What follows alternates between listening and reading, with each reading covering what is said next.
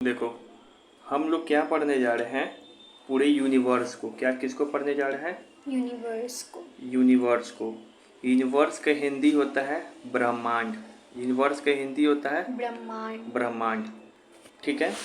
तो ये पूरा दुनिया क्या है? यूनिवर्स में सब चीज़ आ गया है। यूनिवर्स में तुम्हारा एक छोटा सा चींटी या पेन से लेके सोलर सिस्टम, सन, अर्थ, मून, ये सब चीज़ आ गया। ठीक है, ये सब चीज़ आ गया। तो ब्रह्मांड का मतलब ये समझ में आया? ये देखो, यही है ब्रह्मांड का इमेज। ये पूरे दुनिया का इमेज यहीं पर है। इसमें हम लोग, पता है हम लोग कहाँ होंगे? हम लोग ऐसे होंगे कहीं पे डॉट। हमारा जो सोलर सिस्टम है वो ऐसा डॉट में कहीं पर होगा। इतना बड़ा ऐसे, है हाँ, यूनिवर्स इतना बड़ा है। मतलब ये पूरे दुनिया जो है, हम लोग जो पूरा। इधर अर्थ है, वो इससे भी छोटा होगा यहाँ कहीं पे ब्रह्मांड में। ये पूरा ब्रह्मांड है, समझ जाओ। हम लोग कहाँ पे होंगे? कहीं पे, हम लोग नहीं कहो कि हम लोग का सोलर सिस्टम, पृथ्वी, पृथ्वी के उसके अंदर हम कितने लोग हैं। अंदर तो कितनी वो दूर कहीं हम पे लोग ऐसे होंगे। होगा, ऐसे ही। देखो डॉट, समझ में आएगा ब्रह्मांड कितना बड़ा है। और अब हम बताते हैं ब्रह्मांड के बारे में। देखो यहाँ पे, ठीक है, हिंदी में लिखा रहेगा, उससे कोई दिक्कत है, हम इंग्लिश में भी एक्सप्लेन कर देंगे। तो ब्रह्मांड के बारे में कुछ जान लेते हैं। सूक्ष्मतम अणु से लेकर महाकाव्य आकाश गंगाओं तक का सम्मिलित है। देखो, हम बोले ना ब्रह्मांड क्या है? एकदम छोटा छोटा अणु। अणु मतलब क्या होता है? एटम। एटम से क्या बनता है? मैटर। मैटर से क्या बनता है? दुनिया का हर एक चीज़ पढ़ाए थे। तो वो सारा चीज़ जो छोटा छोटा है, एटम, उसको सम्मिलित कर दो।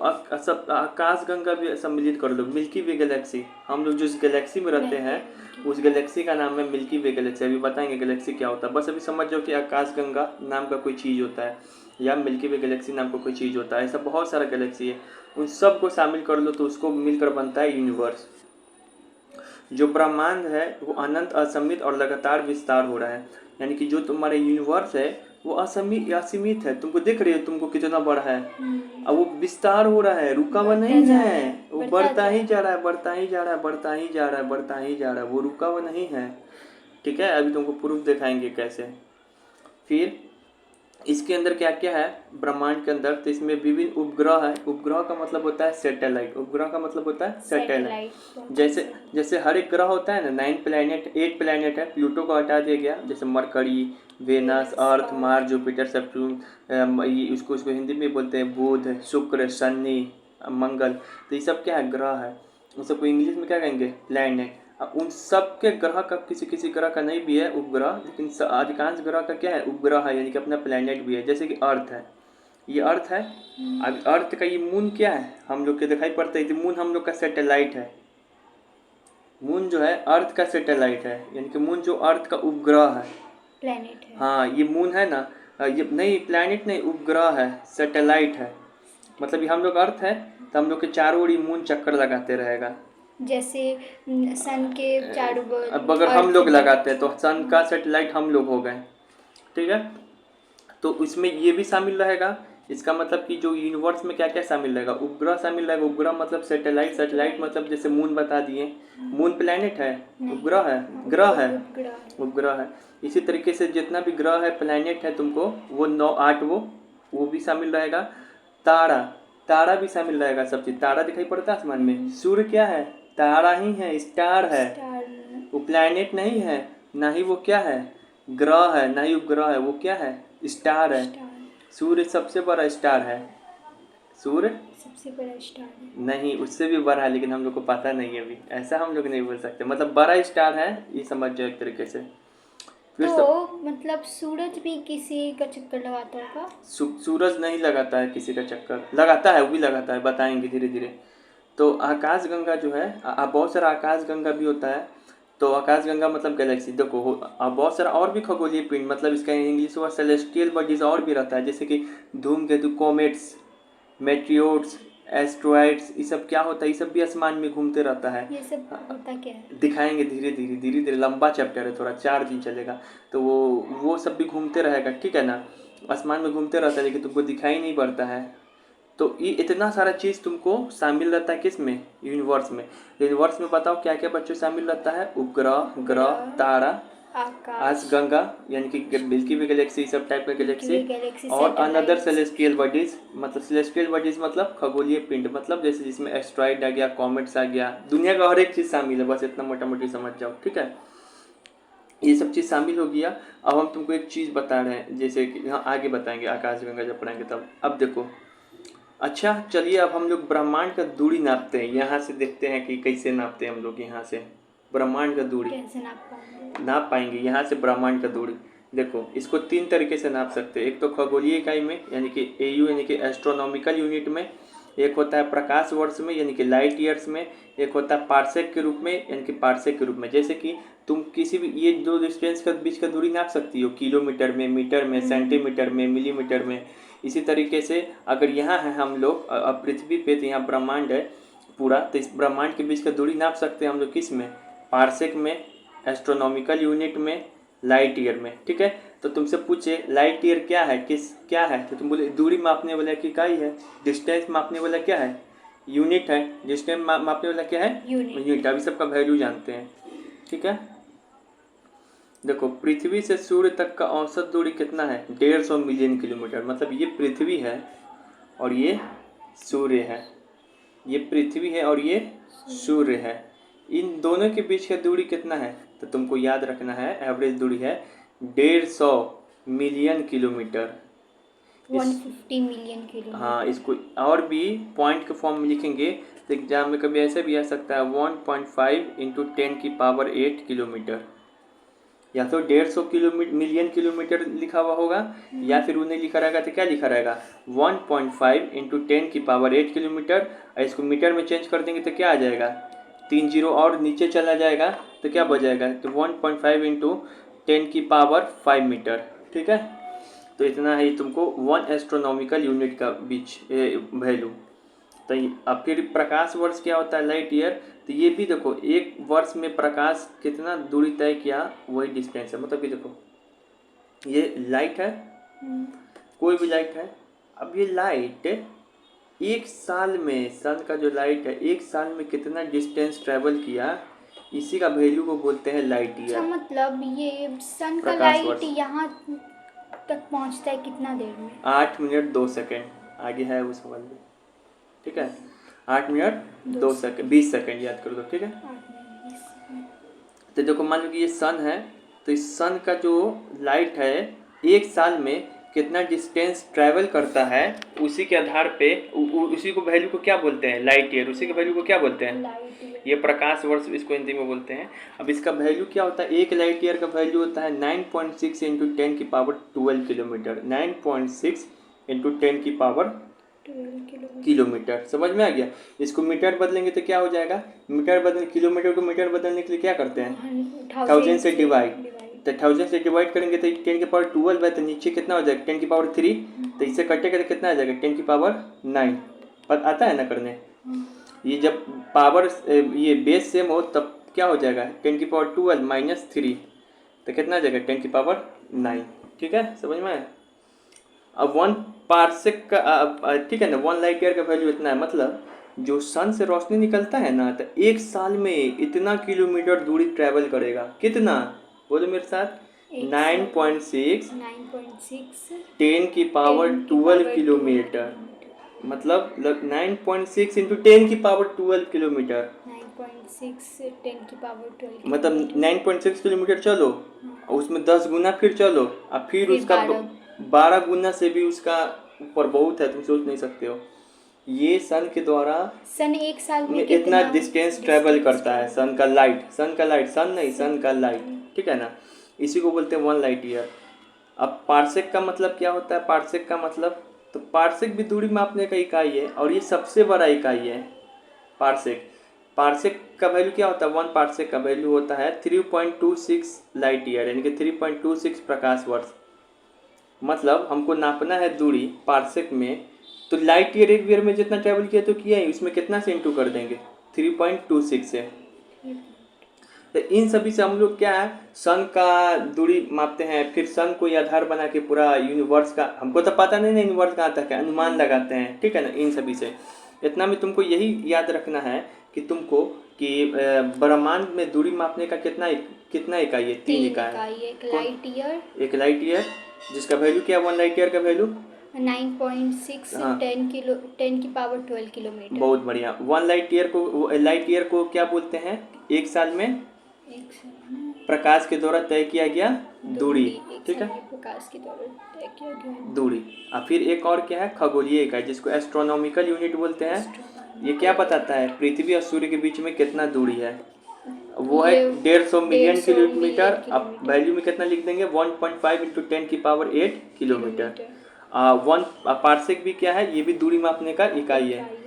अब 1 पार्सेक का वैल्यू कितना होता है? 3.6 इंटू 10 की 3.26 into 1 light year, 3.26 light year, 3.26 light year. आज तुमसे पूछे कि सबसे बड़ा दूरी मापने का इकाई कौन है? इन तीनों में पार्सेक है। ठीक है, चलिए अब हम सवाल इस पे करते हैं। टफ लग रहा है, थोड़ा थोड़ा लग रहा होगा, थोड़ा थोड़ा मज़ा भी आ रहा होगा। ठीक है, चलो।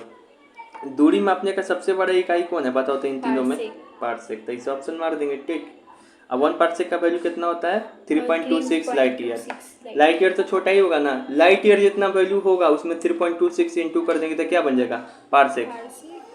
दूरी मापने का इकाई को घटते क्रम में से बढ़ते हुए क्रम में सजाए, मतलब ये तीनों इकाई है ना, parsec, light year, astronomical unit. सबसे बड़ा यूनिट कौन है? सजाना है तुमको, तो पार्सेक को हम लिख दिए। उससे छोटा कौन है? उससे छोटा लाइट ईयर, तो इधर लिख दिए। उससे छोटा कौन है? नॉमिकल यूनिट, तो इसे लिख दिए। ठीक है, सजाने के लिए बड़ा से छोटा, छोटे से बड़ा तो सजा देंगे। ठीक है, अब यहाँ पे देखें, अब यहाँ पे देखते हैं एक खगोलीय इकाई में औसत दूरी कितना होता है? यानी कि एक खगोलीय इकाई मतलब 1 एस्ट्रोनॉमिकल यूनिट का वैल्यू पूछ रहा है। ये तो भी पहले हमको ये 150 बताइए एस्ट्रोनॉमिकल यूनिट का मतलब क्या होता है? पृथ्वी और सूर्य के बीच का औसत दूरी, यानी कि सन और अर्थ के बीच का जो एवरेज डिस्टेंस होता है उसी को कहते हैं एस्ट्रोनॉमिकल यूनिट। किसका वैल्यू कितना होता है? 150 मिलियन किलोमीटर। अब वैल्यू में बताओ तो। 1.5 10 की पावर 8 किलोमीटर। बहुत बढ़िया, शाबाश। ठीक है, अब यहाँ पे देखो, अब आएगा मज़ा। अब थोड़ा वैल्यू वाला था तो थोड़ा दिमाग गड़बड़ा रहा होगा, लेकिन अब आएगा मज़ा। देखो यहाँ पे अब थोड़ा आगे थ्योरी वाला। यहाँ देखो, ब्रह्मांड से संबंधित प्रमुख अवधारणाएं। अब हम लोग देखेंगे कि जो यूनिवर्स है, तो यूनिवर्स के बारे में कौन साइंटिस्ट क्या कहा, कैसे कैसे क्या कहा, ठीक है, उसके बारे में जानेंगे। इसके लिए हम पहले एक फिगर निकालते हैं। हम लोग जानेंगे कि ब्रह्मांड के बारे में, उससे जुड़ा हुआ जो चीज़ सब है उसके बारे में साइंटिस्ट लोग कौन क्या क्या कहा। ठीक है, चलो यहाँ देखो एक। अच्छा, अभी बताओ, सूर्य का चक्कर लगाता है पृथ्वी की पृथ्वी का चक्कर लगाता है सूर्य? सूर्य का चक्कर पृथ्वी लगाता है ना।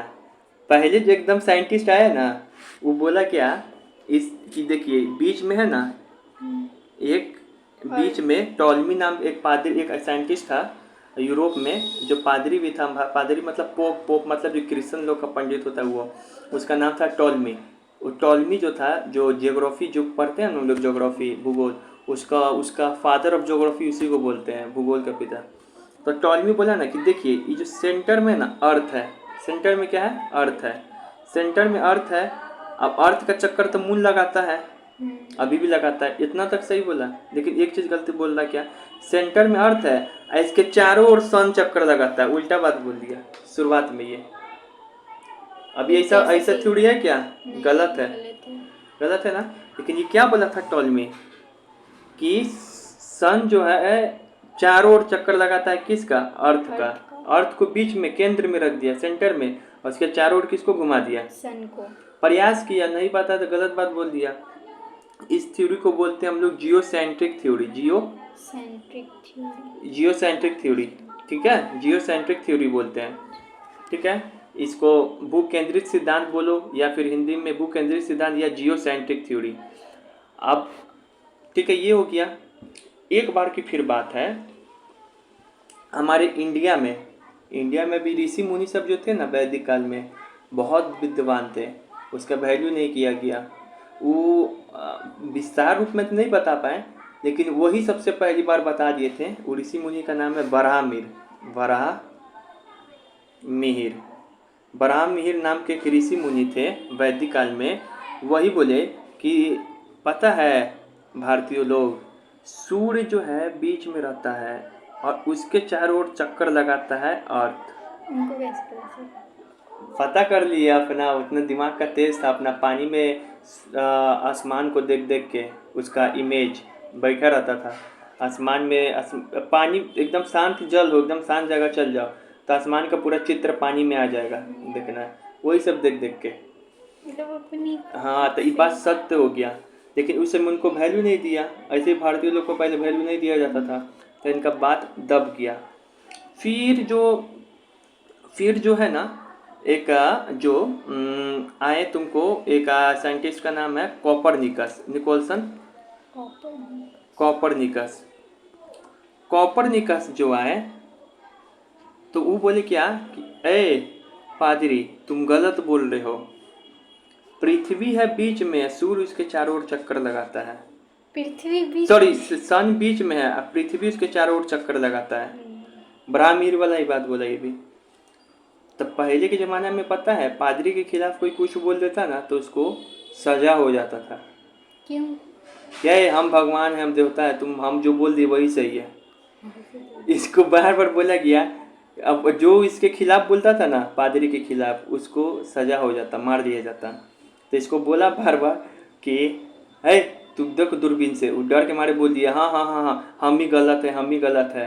फिर एक बार बोल दिया, लेकिन बोला ना इसे, तो इसको जिंदा मार दिया गया कॉपरनिकस को। क्यों? अरे पादरी के खिलाफ बोल रहा है ना, पहले धर्म के खिलाफ कोई कुछ बोलता ना, सही हो चाहे गलत, उसको मार दिया जाता था। तो इसको मार दिया कॉपरनिकस को सब। तो फिर जो है, लेकिन इसी का बात सही हुआ, ठीक है। बाद में सब जाना कि दुनिया कि नहीं, कॉपरनिकस सही बोल रहा था।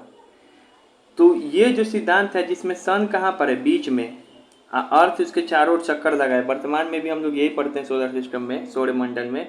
इस सिद्धांत को बोलते हैं हेलियोसेंट्रिक थ्योरी।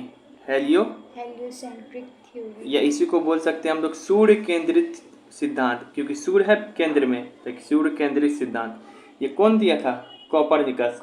और भारतीय ऋषि मुनि भी बोल दिए थे, ब्राह्मीर भी, ठीक है। इसी तरीके से तुमको ये जो ग्रह लोग किस तरीके से चक्कर लगाता है इसके चारों ओर, किसके, प्लैनेट के, सन के, तो ये सब किस तरीके से लगाता है चक्कर, उसके बारे में, ग्रह का गति किस तरीके से होता है उसके बारे में सबसे पहले बताया था केपलर नाम का साइंटिस्ट है, वो बताया था। तो कौन क्या बताया उसके बारे में याद रखना है, ठीक है। आइए इधर आओ, देखो यहाँ पे। जो बिग बैंग थ्योरी हुआ, अभी वो बिग बैंग झूठ थ्योरी है? नहीं बताएंगे, बिग बैंग अब आएगा। ब्रह्मांड से संबंधित प्रमुख अवधारणा है। तो सबसे पहले बताए थे कि टॉलमी, कैलोडेल्फस टॉलमी पूरा नाम है, लेकिन हम लोग टॉलमी बोलते हैं इसको। ये मिस्र या यूनान है ना, मिस्र, इजिप्ट, वहीं का था। यही सबसे पहले दिया था भू केंद्रित अवधारणा या जियोसेंट्रिक थ्योरी, इसको इंग्लिश में बोले तो। इसमें केंद्र में किसको रखा था? पृथ्वी। इसके चारों ओर परिक्रमा अन्य चीज कर रहा था, यानी कि सूर्य वगैरह। सूर्य पृथ्वी के चारों ओर घूमता है, यही ये बात बोला था ना। तो 3 पॉइंट याद रखना है इसके बारे में, ठीक है। 3 पॉइंट याद रखना है। कौन कौन? जियोसेंट्रिक थ्योरी, हाँ, कि जियोसेंट्रिक थ्योरी कौन दिया था? टॉलमी दिया था। इसको हिंदी में कहेंगे भू केंद्रित अवधारणा। इसमें केंद्र में किसको रख दिया था? सेंटर में पृथ्वी को। बाकी अन्य चीज क्या कर रहा है? परिक्रमा। यही बोला जियोसेंट्रिक या भू केंद्रित थ्योरी का मतलब क्या होता है कि सूर्य पृथ्वी के चारों ओर घूमता है, ठीक है। लेकिन आगे चल के फिर 6th सेंचुरी में, सबसे पहले 6th सेंचुरी में क्या हुआ, उससे भी पहले आर्यभट्ट आए भारत में। आर्यभट्ट का नाम सुने, जो जीरो का आविष्कार किया, वो 5वीं सदी के हैं। गुप्ता काल इस समय भारत में चल रहा था 5वीं सदी में। तो 5वीं सदी में 5th सेंचुरी में वही बोले थे सबसे पहले। और फिर 6ठी सदी में ही गुप्त काल के ही, जब भारत में गुप्त काल चल रहा था, चंद्रगुप्त विक्रमादित्य, समुद्रगुप्त, सबका नाम सुने हो, अब सुनोगे। तो वही बोले थे ब्राह्मीर 6th सेंचुरी में, आर्यभट्ट 5th सेंचुरी में। ये दोनों भारतीय ऋषि मुनि थे। यही दोनों बोले कि नहीं ऐसा नहीं है, पृथ्वी सूर्य के चारों ओर परिक्रमा करता है। तो यही दोनों कौन सा सिद्धांत देते हैं? हेलियोसेंट्रिक। पता नहीं हेलियोसेंट्रिक जियोसेंट्रिक का मतलब क्या है? हेलियोसेंट्रिक में सन क्या है? सेंटर में है। नहीं, पृथ्वी सेंटर में है। नहीं, हेलियो सन सेंटर में है।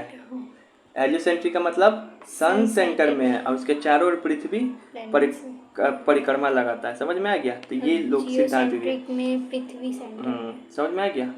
अभी बार बार क्वेश्चन पूछेंगे, अपने क्लियर हो जाएगा। निकोलसन, कोपरनिकस, फिर आया कोपरनिकस, वही से नाम याद भी नहीं होता है। याद करने की जरूरत नहीं है। फिर कोपरनिकस आया पोलैंड का। ये कोपरनिकस कहाँ के थे? पोलैंड के। तो फिर वो अपना पहली बार एकदम विस्तार रूप में हेलियोसेंट्रिक सिद्धांत दिया, जो कि पहले 2 ऋषि मुनि बता के चला गया था। कौन? 5th सेंचुरी में आर्यभट्ट और 6th सेंचुरी में बरहामीर, जो गुप्ता काल से संबंधित था। ठीक है ना? इसी कोपरनिकस को बोलते हैं आधुनिक खगोल शास्त्र का जनक, यानी कि मॉडर्न फादर ऑफ, इसको क्या बोलते हैं, सेलेस्टियल बॉडीज। मतलब ये सब जो हम लोग पढ़ाई करते हैं ना, ये सब खगोल का पढ़ाई, मतलब सेलेस्टियल का पढ़ाई, एस्ट्रोनॉमी का पढ़ाई है। फादर ऑफ एस्ट्रोनॉमी, सब जो आसमान का जो पढ़ाई करना है उसको बोलते हैं एस्ट्रोनॉमी का पढ़ाई, खगोल शास्त्र। तो उसी के पिता किसको माना गया? कोपरनिकस को। उसी का ना बताया आज हम लोग सब पढ़ रहे हैं। आर्यभट्ट 0 का इन्वेंट किया था। आर्यभट्ट को उतना वैल्यू नहीं मिल पाया, वो सब हल्का ही बोला था, पूरा विस्तार रूप में बताया। ठीक है? यही दिया था कौन? सूर्य केंद्रित सिद्धांत। इसी को बोलते हैं हेलियोसेंट्रिक। इसमें केंद्र को में सूर्य को रखा, बाकी अन्य चीज क्या कर रहा है? परिक्रमा कर रहा है। ठीक है? तो चलो अभी पूरा सिद्धांत से हम पूछते हैं सवाल। रेडी? बताओ सबसे पहले कौन दिया था हेलियोसेंट्रिक सिद्धांत विस्तार रूप में? हेलियोसेंट्रिक बरहामीर नहीं, आर्यभट्ट। इन दोनों में नाम है चुनने के लिए तो कौन होगा? आर्यभट्ट। आर्यभट्ट 5वीं सदी का है, 5th सेंचुरी का, ये 6th सेंचुरी का। ठीक है ना? तो ये दिया था। फिर उसके बाद कौन दिया था? बरहामीर। अगर विस्तार रूप में कौन दिया था? अगर वैज्ञानिक, अगर तुमको भारतीय नाम नहीं दिया, अगर ऑप्शन में यूरोपीय नाम सब दिया है बाहर का, नहीं, निकोलसन, कोपरनिकस। कोपरनिकस बाहर का ना है, तो कोपरनिकस। ठीक है? ये दिया था हेलियोसेंट्रिक। जियोसेंट्रिक सिद्धांत कौन दिया था? टॉलमी, जो सबसे पहले आया था, जो पादरी था यूनान का। बता तो हेलियोसेंट्रिक का मतलब क्या होता है? हेलियोसेंट्रिक मतलब सन सेंटर में रहेगा, गोल गोल, और उसके गोल गोल पृथ्वी चक्कर लगाएगा। और जियोसेंट्रिक का मतलब पृथ्वी सेंटर में रहेगा, उसके पृथ्वी सेंटर में रहेगा, उसके सन चक्कर लगाएगा। जो कि ये गलत हो गया था ये सिद्धांत, लेकिन सब सिद्धांत याद रखना कौन क्या दिया था। ठीक है? अब बताओ तो मॉडर्न फादर ऑफ एस्ट्रोलॉजी किसको बोलते हैं? खगोल शास्त्र का जनक बरहामीर को बोलते रे। निकोलसन को, जिसको फांसी पे चढ़ा दिया था। निकोलसन, कोपरनिकस निकोलसन, जो पोलैंड का था, जो हेलियोसेंट्रिक विस्तार रूप से दिया। यही ना, इसी का दिया हम लोग पढ़ रहे हैं आज भी। ठीक है? तीनों में से कौन अच्छे से बताया? कुछ ये बताया अच्छे से। ये तो ये बरहामीर और आर्यभट्ट हम लोग भारतीय वैज्ञानिक था दोनों। ये लोग बताया, लेकिन उतना डिटेल में नहीं। डिटेल में ये बताया निकोलसन, कोपरनिकस। ठीक है? फादर पूछे कौन है, तो निकोलसन, कोपरनिकस ही है खगोल शास्त्र का, क्योंकि यही विस्तार रूप में बताया। लेकिन अगर तुमको बोले कि सबसे पहले हेलियोसेंट्रिक सिद्धांत कौन दिया था, तो आर्यभट्ट था। फिर उसके बाद कौन दिया? बरहामीर। फिर कौन दिया? Nicholson, Copernicus, finally. ठीक है ना? समझ में आया क्या? अच्छा, अब आते हैं हम लोग बिग बैंग थ्योरी क्या है। ठीक है? अच्छा, एक चीज़ और याद रखो, ग्रह का गति नियम कौन दिया था? कैपलर, जर्मनी का था जो। मतलब कि ये तो सब ठीक है, हम लोग मान लिए कि बीच में सन है और चारों ओर इसका पृथ्वी है। अब पृथ्वी है, फिर और भी ग्रह तो है पृथ्वी के जैसा, तो ये लोग कैसे कैसे परिक्रमा करता है, ये सब कितना स्पीड से करता है, ये स्पीड के बारे में, गति के बारे में। गति का मतलब होता है स्पीड, ग्रह का मतलब होता है प्लैनेट। तो प्लैनेट के स्पीड के बारे में, ग्रह की गति के बारे में कौन बताया था? केपलर। याद रहेगा, जो जर्मनी के थे। ठीक है ना? अब आते हैं हम लोग को 2 थ्योरी और समझना है। एक बिग बैंग थ्योरी क्या है और एक स्टेडी स्टेट थ्योरी क्या है। यही दोनों बताएगा कि ब्रह्मांड का उत्पत्ति कैसे हुआ था। अभी तो वो सब हम लोग जाने सौर मंडल के बारे में, कि सूरज बीच में है, कि ये धरती बीच में है, इसी के ऊपर लड़ाई चल रहा था टॉलमी और निकोलसन कोपरनिकस के बीच में। उसमें बीच में आए थे कौन? आर्यभट्ट और बरहामीर भारत के। अब हम लोग जानेंगे असलियत में कि ब्रह्मांड जो ये बना कैसे। ठीक है? चलिए इसके लिए देखो, जो हमारा ब्रह्मांड है, ब्रह्मांड का पिक्चर अभी दिखा है ना, जो हमारा ब्रह्मांड है वो ब्रह्मांड बना कैसे, उसके बारे में बहुत सारा सिद्धांत दिया है, लोग अलग अलग लोग बहुत सारा सिद्धांत दिया है, लेकिन जो सबसे फेमस सिद्धांत यही है, बिग बैंग थ्योरी। लेकिन big big bang bang theory झूठ है ना? नहीं, सही है। अब मेरे स्कूल में सर बोलते झूठ है। चलो हम दिखाते हैं। चलो इधर बताओ, ये है तो सबसे भी सर्वमान्य मत क्या है बिग बैंग कि थ्योरी। बिग बैंग थ्योरी ही है, यही बताएगा कि ब्रह्मांड का किस तरीके से उत्पत्ति हुआ। अच्छा, इस थ्योरी को, इस बारे में कुछ जान लेते हैं। इस थ्योरी है क्या? इसे महाविस्फोट सिद्धांत या विस्तारित महाब्रह्मांड परिकल्पना कहा जाता है। इसको बोला जाता है महाविस्फोट सिद्धांत, अभी बताएंगे। या फिर इसको ब्रह्मांड विस्तारित परिकल्पना, यानी कि ऐसा सिद्धांत है जो बताता है कि लगातार ब्रह्मांड क्या हो रहा है, हमारा यूनिवर्स क्या हो रहा है, विस्तार हो रहा है। इसका प्रतिपादक मतलब इसका डिस्कवर कौन किया था, ये सिद्धांत दिया कौन? जिस तरीके से जियोसेंट्रिक दिया था टॉलमी, हेलियोसेंट्रिक दिया था तुमको कौन, कॉपरनिकस, या फिर ब्राह्मण, आर्यभट्ट, ये तीनों दिया था। उसी तरीके से बिग बैंग थ्योरी कौन दिया था? तो बिग बैंग थ्योरी दिया था बेल्जियम का एक खगोल शास्त्री है, जो इस सब का अध्ययन करता है ना, उसको बोलते हैं खगोल शास्त्री, ठीक है ना। तो नाम क्या है? जॉर्ज लेमेथियर, जॉर्ज लेमेट्रियर, इसको तुम्हारे बुक में भी दिया है, ये नाम जरूर याद रखो, बलू नाम भूल जाएगी। जॉर्ज लेमेट्रियर दिया ना, जॉर्ज लेमेथियर, ये ठीक है ना, जॉर्ज लेमेथियर, यही बिग बैंग थ्योरी दिया था। ये कहाँ का था? बेल्जियम का था, ठीक है। यह बताया कि ब्रह्मांड, ये जो थ्योरी है यह ब्रह्मांड की उत्पत्ति के संबंध में सर्वाधिक मान्य सिद्धांत है। यही थ्योरी जो है क्या बताता है कि सबसे मजबूत पक्ष अभी बताता है, सबसे मजबूत तरीके से बात को पेश करता है, यही थ्योरी बिग बैंग थ्योरी की ब्रह्मांड का क्या हुआ, कैसे उत्पत्ति हुआ, ठीक है। अब चलो पहले हम यहाँ पे कुछ पढ़ देते हैं, फिर बताते हैं, विस्तार रूप में समझाएंगे। ये सिद्धांत क्या क्या दिया था?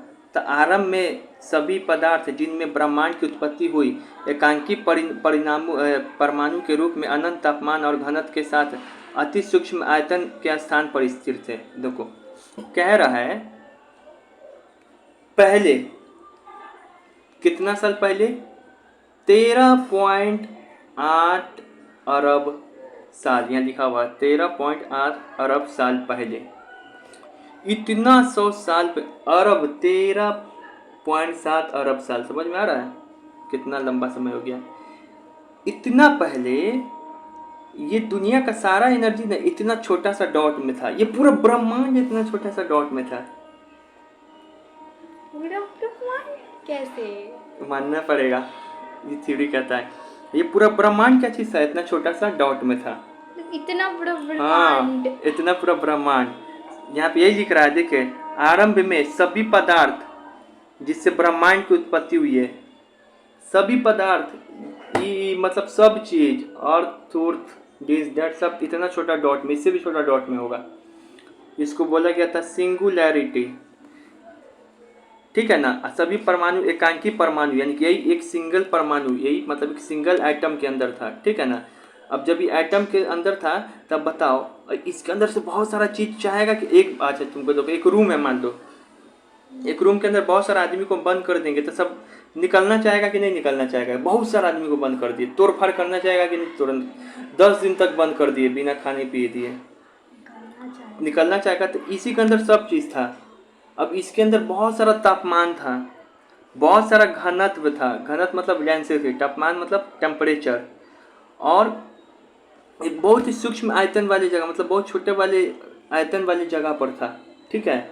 लेकिन फिर क्या हुआ, अब अत्यधिक संकेंद्रण के कारण उस एकांकी परमाणु, यही एकांकी परमाणु वही एक परमाणु वाला था, सिंगुलैरिटी इसको बोलते हैं, ये विस्फोट हुआ। कब हुआ? 13.7 अरब साल पहले ही विस्फोट हुआ। ये क्या हो गया, अब अचानक से विस्फोट हो गया, ऐसे ही से विस्फोट होने लगा इसमें। ये जो छोटा सा डॉट था एकांकी परमाणु, जिसके अंदर सबका पूरा ब्रह्मांड था आज का, वो अचानक से क्या हो गया, विस्फोट हो गया, विस्फोट हो गया।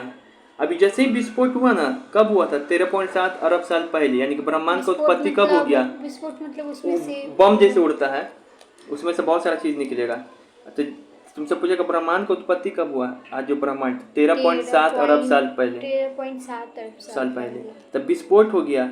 उसी में से निकला तुमको क्या, आकाश गंगा। उसी में से क्या निकला? आकाश का बहुत सारा आकाश गंगा निकला, अभी दिखाएंगे। और उस आकाश गंगा के अंदर भी हम लोग, ये वो आकाश गंगा है, अब उसके अंदर हम लोग हैं कहीं पे,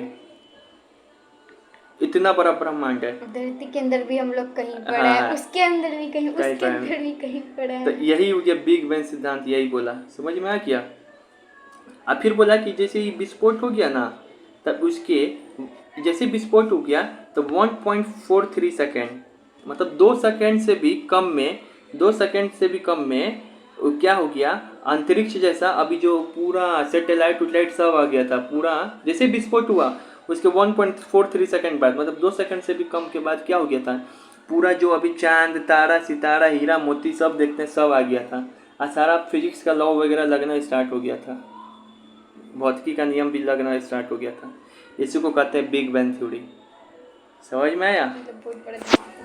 हाँ, अब चलिए इसको फिगर से समझाते हैं। अब ये जो बिग बैंग थ्योरी क्या कहता है कि पहले पूरा ब्रह्मांड ई एकांकी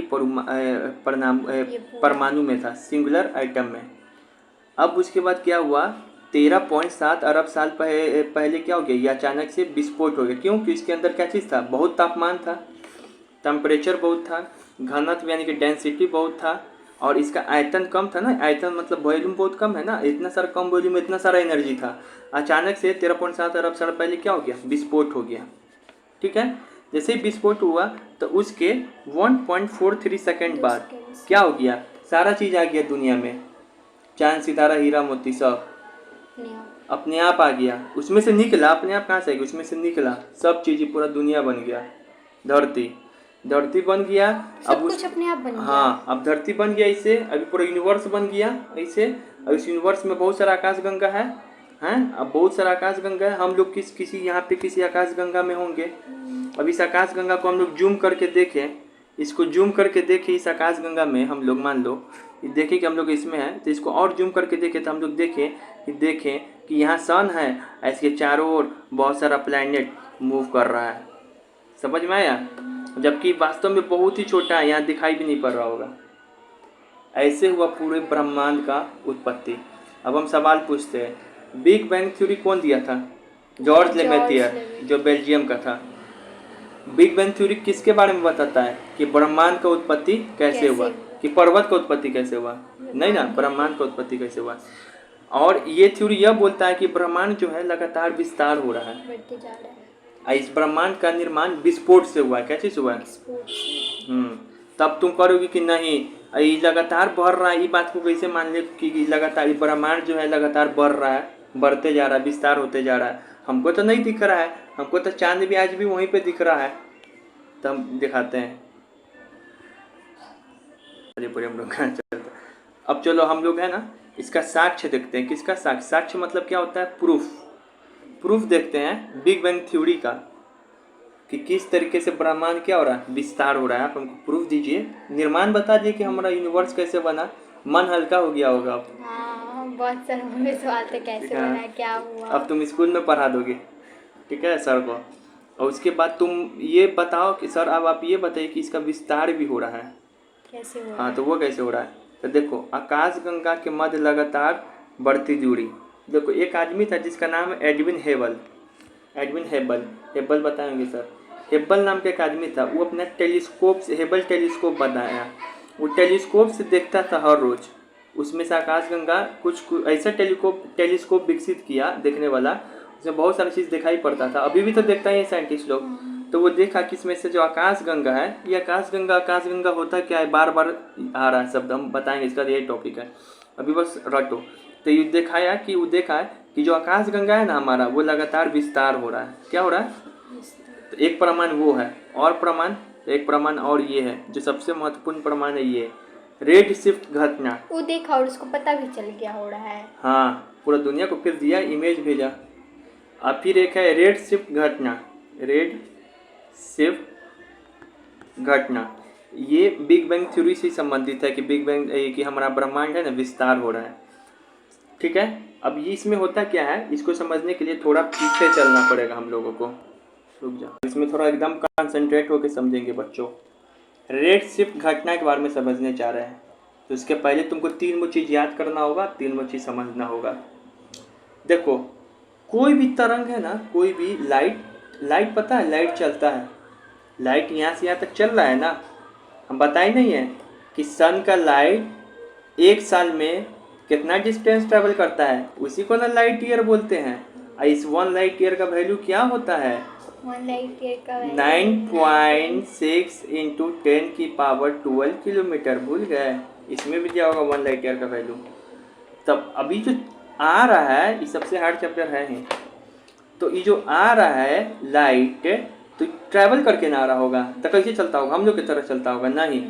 ये पता है लाइट किस रूप में चलता है? तरंग के रूप में, यानी कि वेव के रूप में। ऐसे चलता है, जो ब्लू ब्लू दिखाई पड़ रहा है ऐसे ही से लाइट चल के आता है। इसको बोलते हैं तरंग के रूप में, इसको बोलते हैं वेव के रूप में। ठीक है, तो ये तरंग के रूप में, वेव के रूप में चल के आ रहा है। तो सुनो, अब देखो ये ऐसे चल के आ रहा है, समझ में आ गया? मन में इमेजिन बन गया कि ऐसे ऐसे आ रहा होगा लाइट। अब इन दोनों के बीच का जो दूरी है ना, इसको बोलते हैं वेवलेंथ। क्या बोलते हैं? वेवलेंथ। ऐसे जो तरंग बन रहा है इस दोनों बीच का भी दूरी वेवलेंथ, इसको बोलते हैं वेवलेंथ। इसको हिंदी में बोलेंगे तरंग दैर्घ्य। अब फिर देखो, दो तरीके से चल सकता है। जब सन के पास, जब किसी लाइट के पास एनर्जी बहुत हो, एनर्जी बहुत हो तो जल्दी जल्दी चलेगा। जब किसी लाइट के पास एनर्जी बहुत हो तो जल्दी जल्दी चला, बिना थके हुए जल्दी जल्दी चला। ठीक है, तो इसका फ्रीक्वेंसी भी ज़्यादा होगा, लेकिन वेवलेंथ, उसका फ्रीक्वेंसी भी ज़्यादा होगा लेकिन वेवलेंथ क्या हो जाएगा?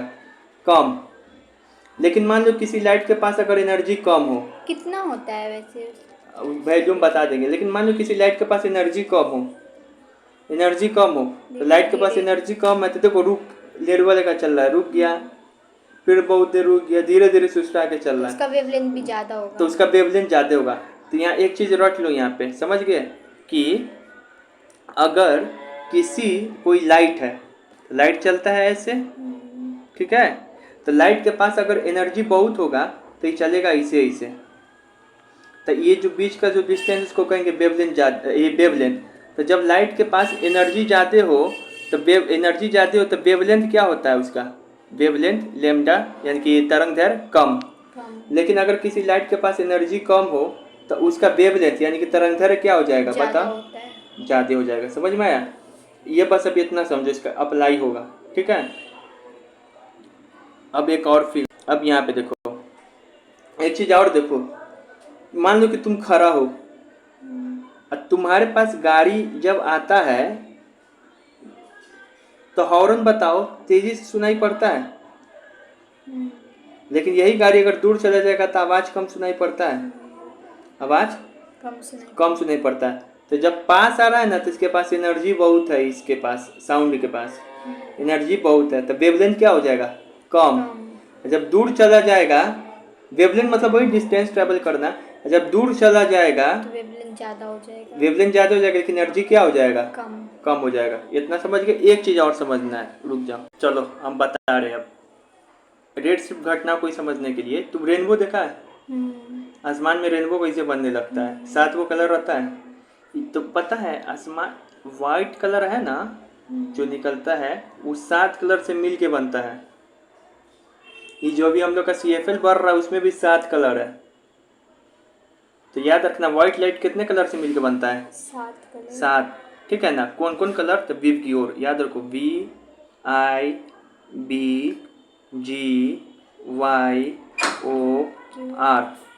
वी मतलब वॉयलेट जो सबसे नीचे है, आई मतलब इंडिगो, फिर उसके ऊपर जो दिखाई पड़ रहा है, बी मतलब ब्लू, फिर जी मतलब ग्रीन, वाई मतलब येलो, ओ मतलब ऑरेंज, आर मतलब रेड। तो विव की ओर, तो बताओ व्हाइट कलर कितने कलर से मिलकर बनता है? 7। उस कलर का ट्रिक क्या है? VIBGYOR। अब विव में एक बात याद रखना है कि जैसे जैसे हम इधर की ओर बढ़ेंगे, यानी कि वॉयलेट से रेड की ओर, तो इसका वेवलेंथ बढ़ जाएगा, लैम्डा बढ़ जाएगा और एनर्जी कम हो जाएगा और कलर क्या होने लगेगा? लाल। और जैसे जैसे हम इधर की ओर बढ़ेंगे, रेड से वॉयलेट की ओर, तो लैम्डा ये अब क्या होगा? लैम्डा मतलब कि वेवलेंथ, लैम्डा को ही बोलते हैं वेवलेंथ, कम हो जाएगा, एनर्जी ज़्यादा हो जाएगा, कलर कैसा होने लगेगा? विव की ओर, यानी कि ब्लू टाइप का कलर होने लगेगा। इतना समझ में आया? और इसी को एक और भी चार्ट से दिखाते हैं, इसको बोलते हैं स्पेक्ट्रम। ये तुमको साइंस में भी काम आएगा, ज्योग्राफी में भी काम आएगा ये, ठीक है ना? विव की ओर का ट्रिक बताए हैं, कोई भी 7 कलर से मिलके बना है। ये क्या है? VIBGYOR।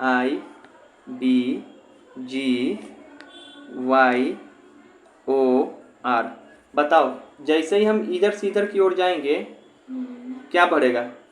लैम्डा, जिसको क्या बोलते हैं? Wave length. इसको हिंदी में क्या बोलते हैं? तरंग दैर्घ्य। तरंग दैर्घ्य। तो ये बढ़ेगा, समझ में आया?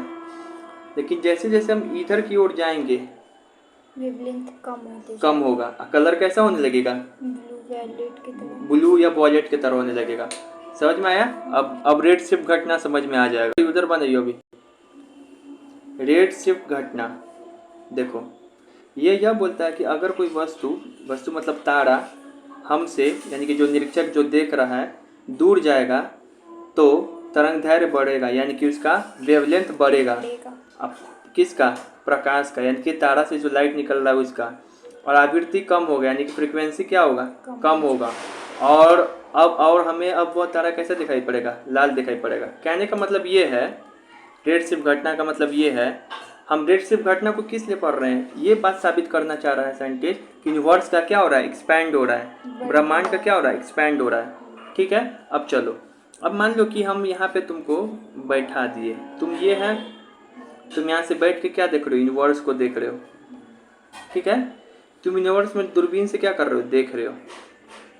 ठीक है, कैसे देख सकते हैं, आसमान को नहीं देख सकते हैं, उसी से अंदाजा लगाएंगे। आसमान कहाँ है? हमारे यूनिवर्स के अंदर ही तो है। बस वो हो गया। तो पूरा यूनिवर्स वो सब वही टाइप का है, तुम देख लेगा। फिर आसमान पे आसमान में चले जाएंगे, दूसरा ग्रह पे चढ़ के फिर दूसरा चीज़ देखेंगे। समझ में आया? तो देखो, मान लो कि ये जो है यहाँ पे तारा है, ये तारा का ये कलर है, तारा का ये कलर है। तो तुम यहाँ से देख रहा है एक दिन, ठीक है। अब तुम देखा कुछ दिन बाद कि तारा का कलर है जो बदल गया, लाल हो गया। तारा का कलर क्या हो गया? लाल हो गया। तुम देखा कुछ दिन बाद कि तारा का कलर क्या हो गया? लाल हो गया। तो तुम दिमाग लगाया कि हमको सर ने बताया था कि जैसे जैसे वेवलेंथ बढ़ता है, यानी कि डिस्टेंस जैसे जैसे बढ़ता है, तो कोई भी चीज़ लाल होने लगता है। तो ये दूर से हम, ये लाल हो गया, अपना कलर लाल कर दिया, रेड हो गया, रेड की तरफ शिफ्ट हो गया, यानी ये दूर गया होगा, अपने ओरिजिनल पोजीशन से कहाँ गया होगा? तो इसका वेवलेंथ क्या हो गया होगा? बढ़ गया होगा। तो यही तो है रेड शिफ्ट घटना। प्रूफ तो हो गया कि हम देखे थे पहले येलो तारा, अब हो गया रेड तारा। रेड कब हो गया? जब उसका डिस्टेंस बड़ा होगा। डिस्टेंस बड़ा होगा तो लेमडा बड़ा होगा। तो कोई चीज़ का लेमडा बढ़ता है तो कैसा चेंज हो जाता है? रेड में। समझ में आ गया? अगर इतना भी नहीं समझ में आया तो सिर्फ इतना याद रखना कि यूनिवर्स बढ़ रहा है, इसका प्रमाण क्या है? कोई तुमसे पूछे तो बोले रेड शिफ्ट घटना। इसमें जो है, जो तारा से जो लाइट निकलता है, प्रकाश निकलता है, वो हमको क्या होता है? लेमडा बढ़ जाने के कारण, यानी कि तरंगदैर्घ्य बढ़ जाने के कारण रेड दिखने लगता है। यही हो गया रेड शिफ्ट। सिंपल है, याद कर लिए। तो ये एक प्रमाण हो गया, 2 प्रमाण याद रखेंगे। ठीक है,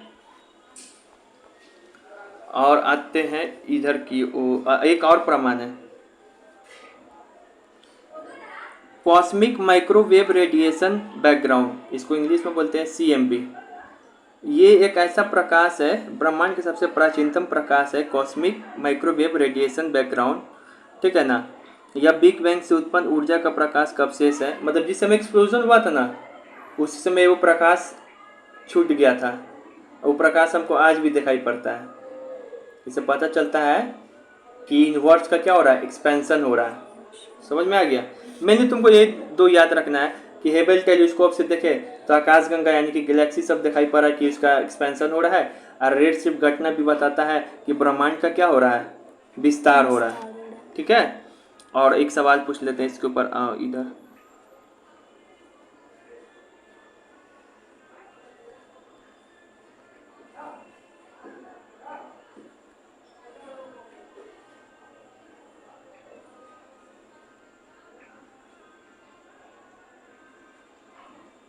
कहाँ चला गया सवाल?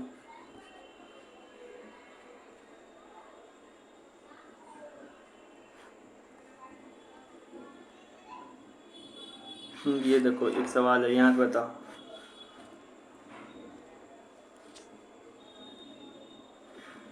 एक तारा पृथ्वी से दूर जा रहा है। एक तारा पृथ्वी से दूर जा रहा है। पृथ्वी पर बैठा निरीक्षक, निरीक्षक मतलब तुम निरीक्षण कर रहे हो, मतलब इसको देख रहे हो। पृथ्वी पर बैठा निरीक्षक तारे से प्राप्त प्रकाश, तारा से लाइट आता है, संबंध में क्या अनुमान लगाएगा। मतलब बोल रहा है कि तुम बैठे भी हो, तुम यहाँ बैठे भी हो और तुमसे दूर जा रहा है तारा। तुमसे यहाँ पे क्वेश्चन पे काट दिए, तुम बैठे भी हो यहाँ पे और तुम देखे कि दूरबीन से देख रहे हो कि तारा तुमसे दूर जा रहा है। तो तारा तुमसे दूर जाएगा तब क्या देखोगे तुम, क्या अनुमान लगाएगा कि तारा का कलर चेंज हो जाएगा। कैसा कलर में चेंज हो जाएगा? रेड में। रेड में। और उसका अब पूछ और क्या होगा? तरंगदैर्घ्य क्या हो जाएगा, कम या ज़्यादा?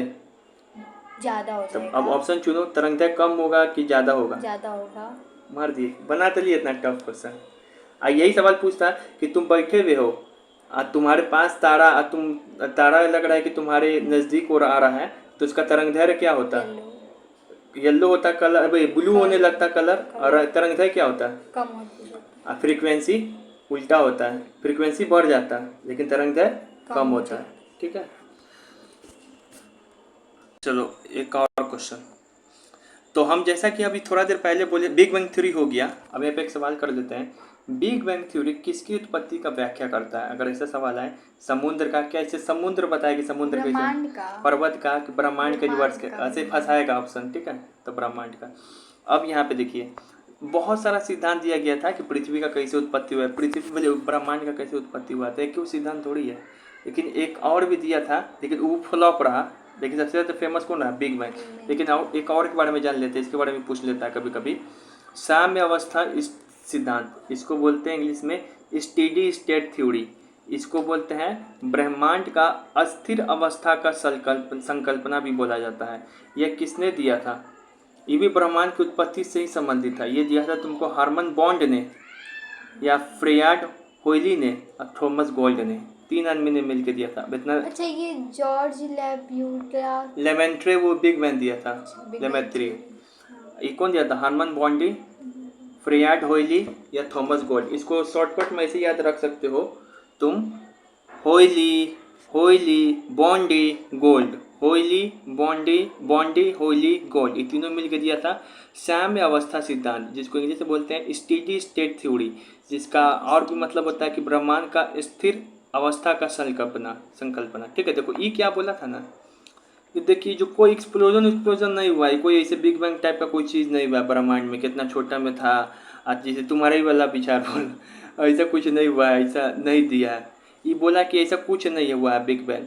ये बोला कि देखिए शुरू से ब्रह्मांड ऐसा ही है जैसे अभी है, बस इसका शुरू से मतलब अपने आप कैसे आ जाएगा? शुरू से अपने आप बोला ऐसा ही है, अब बस इसका विस्तार हो रहा है। जबकि बिग बैंग क्या बोला था? नहीं, पूरा ब्रह्मांड ही छोटे वाले कण में था, सिंगुलर एटम में था, एकल परमाणु में था, जिसका ताप अधिक था, घनत्व अधिक था, जिसके कारण वह विस्फोट हो गया। 2 सेकंड से भी कम में, 1.43 सेकंड में सारा चांद तारा ये सब चीज़ आ गया था। अब फिर पूरा फिजिक्स का लॉ, भौतिकी का नियम लगना स्टार्ट हो गया था।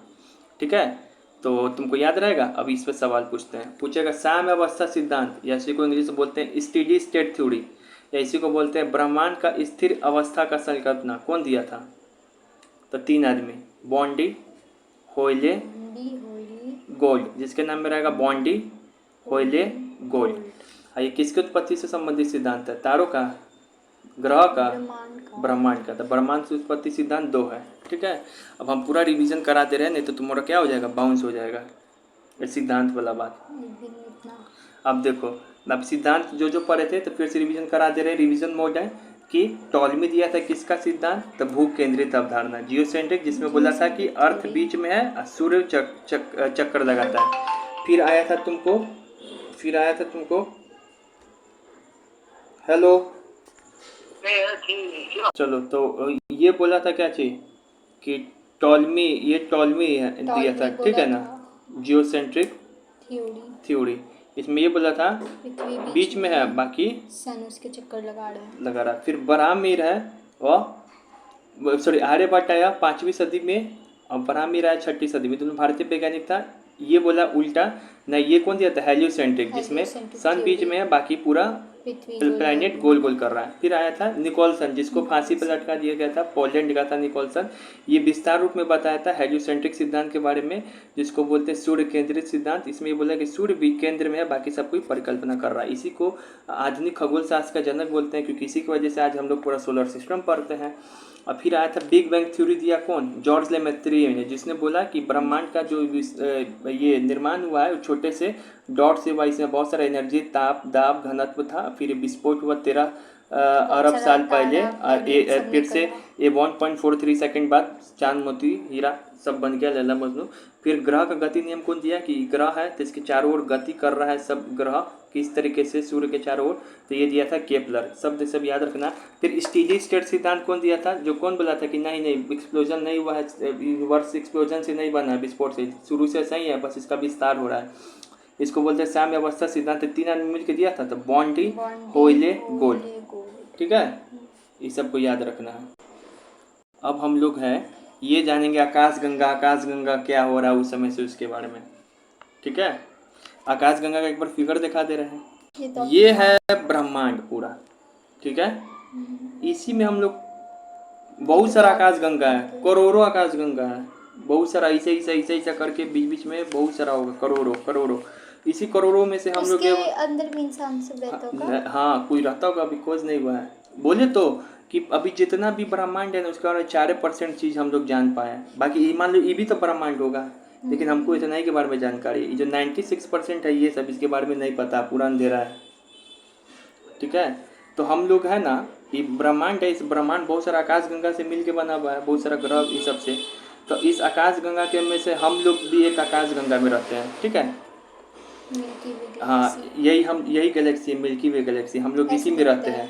इस मिल्की वे गैलेक्सी के अंदर भी कहीं पर होगा, एक के वो सोलर सिस्टम नहीं, बहुत सारा सोलर सिस्टम होगा। हम लोग ऐसे ही कहीं पर होंगे, ये वाले सोलर सिस्टम में, मान लो यहाँ पे। ठीक है, ऐसा बहुत सारा सोलर सिस्टम ऐसे होगा, हम लोग मान लो इसमें होंगे। इसके अंदर हम लोग सोलर सिस्टम, और उसके अंदर हम लोग का घर है। उसके अंदर भी अर्थ हाँ, में कहाँ, उसके अंदर समझ में आया? टक सीखते चला जाएगा, जो टफ था खत्म हो गया, अब इजी है। आकाशगंगा क्या है? तो आकाशगंगा एक ऐसा विशाल पुंज है जिसमें असंख्य तौर पर समाहित है। इसमें एक केंद्रीय बल्ज है और 3 घूर्णनशील भुजाएं। ये सब हटाओ, ये सब लिखा, बस इसमें याद रखना है पुंज क्या होता है, बस रट लेना है कि जो आकाशगंगा मिलता है ना, जो आकाशगंगा में जो 3 घूर्णनशील भुजाएं होते हैं और एक केंद्रीय बल्ज होता है। एक केंद्रीय बल्ज और 3 घूर्णनशील बल्ज हमको भी नहीं पता क्या होता है। ठीक है, अब पूरे ब्रह्मांड में है ना 100 अरब आकाशगंगा, पूरे यूनिवर्स में 100 अरब आकाशगंगा है, उसमें से एक आकाशगंगा है, उसमें हम लोग रहते हैं। अच्छा, ये आकाशगंगा का निर्माण कैसे हुआ? अभी आकाशगंगा दिखाए ना एक हम लोग वाला, और उससे 100 अरब है। इस आकाशगंगा का निर्माण कैसे होगा? तो इसमें 98% तारा है, सिर्फ 98% क्या है? तारा। और 2% जो बच जाता है गैस है, धूल है, ये सब चीज़ है। ठीक है, किसी भी आकाशगंगा में 98% तारा है और 2% गैस, धूल है। हम लोग जो आकाशगंगा में रहते हैं उस पर ध्यान केंद्रित करेंगे ना। हम लोग जो आकाशगंगा में रहते हैं उसका नाम है हिंदी में दूध मेखला, उसका नाम इंग्लिश में मिल्की वे, या फिर इसी का नाम है मंदाकिनी। 3 नाम है, एक नदी के नाम पर इसी का नाम रख दिया गया। मंदाकिनी नदी भी है, मंदाकिनी, मिल्की वे गैलेक्सी तो नहीं पढ़े, दूध मेखला पढ़े और पढ़े हो ना, तो मंदाकिनी भी बोलते हैं आकाशगंगा को। हम लोग जिस आकाशगंगा में रहते हैं, इसे तो 100 अरब है। ठीक है ना। अब यहाँ पे देखो कुछ नोट। सूर्य दुगत मेखला के केंद्र के काफ़ी दूर स्थित है। हमारा सौर मंडल आकाशगंगा के बाहरी भाग में है और आकाशगंगा के केंद्र की परिक्रमा कर रहा है। अभी तुम एक सवाल पूछे थे कि सर सन भी किसी का परिक्रमा करता है, आकाशगंगा का, मतलब ये बोल रहा है। हाँ, करता है। हाँ, मान ली पूरा, अभी फिगर से बताते हैं, बार फिगर वहाँ चल जा रहा है, पहले पढ़ ले रहे इसको तो फिर बता रहे। दूध मेखला एक सर्पिलाकार आकाशगंगा, अभी स्पाइरल शेप में है हमारा आकाशगंगा। देखिए ऐसे शेप का था आकाशगंगा, ऐसे गोल नहीं, स्पाइरल था, ऐसे चक्कर टाइप का नहीं होता है विष्णु जी का चक्कर, उसी को बोलते हैं स्पाइरल शेप, वैसा था। अच्छा, सबसे छोटा आकाशगंगा कौन है? तो विलियम 1, ये दुनिया का सबसे छोटा आकाशगंगा है। ठीक है। सबसे बड़ा आकाशगंगा कौन है, वो तुमको गूगल से सर्च करके होमवर्क है। हाँ, पूरी दुनिया का, पूरे ब्रह्मांड का। एक आकाशगंगा का निर्माण कैसे हुआ, अब कोई भी आकाशगंगा है तो उसका निर्माण कैसे होता है। तो आकाशगंगा का निर्माण का आरंभ हाइड्रोजन गैस से बना विशाल बादल के संचयन से होता है, जिसे नेबुला या फिर निहारिका बोलते हैं। फिर इसी से तारा बनता है। अभी बताएंगे, ये 3 पॉइंट अभी हम तुमको समझा रहे हैं, ठीक है। आओ इधर, अब इसको फिगर पे ले चलते हैं। अब इसको पढ़ो। सबसे पहली बात कि हमारे ब्रह्मांड में कितना 100 अरब आकाशगंगा है, पहले भी क्लियर। दूसरी बात है, आकाशगंगा में एक बल्ज होता है, केंद्रीय बल्ज, और 3 घूर्णन बल्ज होता है। इसको रट जाना है बस। इसी तरीके से हर एक चीज़ समझने की जरूरत नहीं है कि साइंटिस्ट बन जाएंगे, ठीक है। ये होता है। और जो हमारा और कोई भी आकाशगंगा हो, क्या चीज़ उसमें, जो कोई भी आकाशगंगा होता है ना, उसमें जो 98% क्या रहता है, तारा। 2% धूल रहेगा और गैस रहेगा। इतनी बात क्लियर हो गया। हम लोग जिस आकाशगंगा में रहते हैं वो ये वाला है, इसका नाम है दूध मेघला, मिल्की वे गैलेक्सी, या फिर मंदाकिनी, ठीक है। ये हो गया, इतनी बात क्लियर हो गई। और फिर से अब और बात क्लियर कर रहे हैं। अब तुम भी हमारा आकाशगंगा है, तो हमारे आकाशगंगा के अंदर ही क्या होगा, सोलर सिस्टम। मतलब एक तरीके से ऐसे समझ सकते हो कि ये जो पूरा शहर है ना, ये जो पूरा शहर है, ये पूरा शहर को मान लो ब्रह्मांड। मुजफ्फरपुर पूरे शहर को मान लो क्या, ब्रह्मांड। अब इस शहर में बहुत सारा गली होगा, तो इस गली में समझ जाओ गैलेक्सी, बहुत सारा आकाशगंगा है। हम लोग जिस गली में घर है उसको समझ जाओ तुम क्या चीज़, मंदाकिनी आकाशगंगा या मिल्की वे गैलेक्सी। अब उस मिल्की वे गैलेक्सी के अंदर भी, गली के अंदर भी हम लोग का घर है, तो घर को समझ जाओ सोलर सिस्टम। सोलर सिस्टम के, अब घर के अंदर भी हम लोग में फ्लैट है मेरा, तो उसको समझ जाओ तुम अर्थ। अब उस अर्थ में बस हम लोग घर में रहते हैं, इस तरीके से, ठीक है। तो यहाँ पे बोल रहा है कि तो ठीक है, हम समझ गए कि गली को हम समझ रहे आकाशगंगा है, तो उस गली में सोलर सिस्टम भी तो है। कहाँ पर है सोलर सिस्टम इस आकाशगंगा में, सन कहाँ पर है, उसी के तो चारों ओर सोलर सिस्टम रहेगा। तुम्हारे पास 2 ऑप्शन है, क्या ये एकदम बीच में होगा या फिर सन यहाँ पे होगा साइड में। किस चीज में, सौर मंडल यानी कि सन के चारों ओर जो सब चीज़ रहे, ग्रह वगैरह, सन, वो आकाशगंगा में एकदम सेंटर में रहेगा कि साइड में, अभी पढ़ाएं नहीं। ये जो सौर मंडल है आकाशगंगा के साइड में, किनारे पे रहता है, सेंटर में नहीं, याद रहेगा, साइड में है कहीं पे। और यहीं पे यहीं पे सन है, इसके चारों ओर ग्रह, सब ग्रह, और वो ग्रह क्या कर रहा है, नाच रहा है। सेंटर में नहीं है, साइड में है, सेंटर में नहीं, साइड में है। इस आकाशगंगा में और भी कोई सोलर सिस्टम होगा जो हम लोग को नहीं पता अभी। हम लोग तो ये बहुत सारे सोलर सिस्टम और भी हाँ, हम लोग तो इसी को पूरा नहीं खोज पा रहे हैं सही से, अभी और भी है। तो हम लोग वाला जो है सोलर सिस्टम उस साइड में है, समझ में आया, ये बात याद रखेंगे। अच्छा सर, ये जो आकाशगंगा बनता है इसका निर्माण कैसे होता है, तो ये देखो, जो हाइड्रोजन गैस है ना, हाइड्रोजन गैस के धूल कण से बनता है। हाइड्रोजन गैस प्लस धूल कण, ये सब जिस तरीके से तारा, ये बहुत सारा तारा से निर्माण होगा। तो पहले तारा बनेगा, क्या बनेगा, पहले तारा बनेगा। वो तारा बनता है नेबुला के रूप में, कल पढ़ाएंगे नेबुला क्या होता है, निहारिका क्या होता है। अब वैसे तारा बन जाएगा, अब उसी से बनता है ये आकाशगंगा, ठीक है। अब रिवीजन करा दे रहे हैं आकाशगंगा के बारे में। देखो हम नहीं बताएं 3 पॉइंट कि ये नोट करके कि सूर्य दूध मेघला यानी हमारे आकाशगंगा के केंद्र से काफ़ी दूर स्थित है। तुम बोल दिए केंद्र में है, सेंटर में है, दूर है। हमारा सौर मंडल आकाशगंगा के बाहरी भाग में है, साइड में है। और आकाशगंगा का परिक्रमा भी करता है, वो साइड में है, और उसके पूरे आकाशगंगा का ऐसे करता होगा। हाँ, सन भी नच रहा है, सन के चारों ओर भी नच रहा है, ठीक है। ऐसा सिस्टम है, सब नाचते ही रह रहा है। और हमारा स्पाइरल से पहले तो पता ही चल गया। सबसे छोटा आकाशगंगा विलियम 1। और एक आकाशगंगा का निर्माण कैसे होता है, तो हाइड्रोजन गैस से बना विशाल बादल से होता है। जैसे हाइड्रोजन गैस से बनेगा बादल, ठीक है ना, फिर बादल का जब आएगा अपने पास में मिलेगा, उससे क्या बन जाएगा? नेबुला। नेबुला क्या होता है कल और पता चलेगा। फिर इसी से बनता है क्या चीज़? तारा।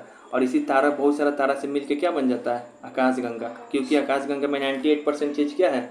तारा। तारा। अभी तो बताइए देखो। हाँ 19% तारा और 2% गैस धूल।